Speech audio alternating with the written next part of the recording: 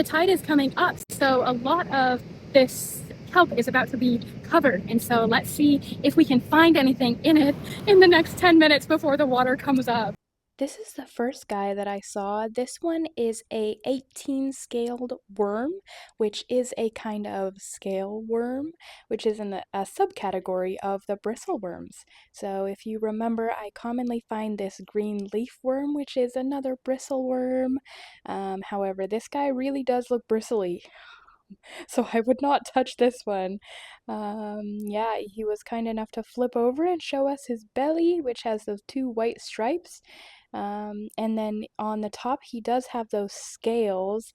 And then we also found a juvenile bristle worm, which I believe is also the 18 scale worm here, just a little baby, and he slithers back into that holdfast. The reason why we're looking in those holdfasts is because they often bring up some deep sea creatures. This one is covered in brittle stars. Let me show you guys. That's the first one that I saw right there. A few more. And then look at this. One there, and a whole cluster right here. That is 100% brittle star. There still are tons and tons of brittle stars out on the beach. We kept finding more and more and more of them crawling around. While I was poking around in some more kelp, I found this little tiny hermit crab. Half out of his shell, he was returned to the water. And also this alive limpet.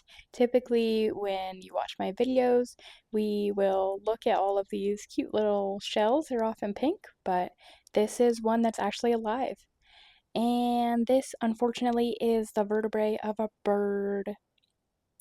I looked around some more and I found probably my best find of the day, which is this worm who is extremely rare to find while tide pooling because this is a parchment worm, and they typically live under the ground. They typically dig their own little burrows and live within U-shaped burrows. If you see one of these on the ground, they probably made that. These little guys are filter feeders, so no threat to humans, as scary as they look.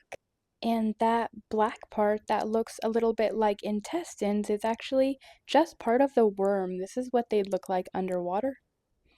I did some more poking around and I found this amazing little rose-like egg. This is the egg for a dorid type of nudibranch, which are those wider ones, and it looks just like a cute little rose. While I was out in the tide pools today, I struck up a conversation with a biologist who was into nudibranchs, and they said that these eggs are resilient, so they will be just fine going back into the water. I found some sea hare eggs that look like pink spaghetti. Let me show you what they look like. These are eggs belonging to my favorite little sea creature, the sea hare, and they are pink because the mother was feeding on some red seaweed. But they can be all sorts of colors like yellow and green as well. The very last thing that I found around those holdfasts was some sponge. This is extremely squishy sponge. It looks a little like a brain. I got here at about 6:30 a.m. It's now about 9:30 and I'm headed home soon.